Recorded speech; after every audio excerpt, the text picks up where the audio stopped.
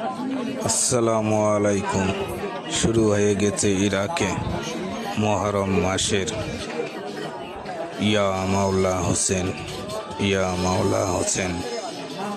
হোসেন সেই কারবালার ময়দানে মাওলা হোসেনের রক্তের বিনিময়ে আজকে আমরা পেয়েছি মুসলিম জাতির ইয়া হোসেন, ইয়া মাওলা।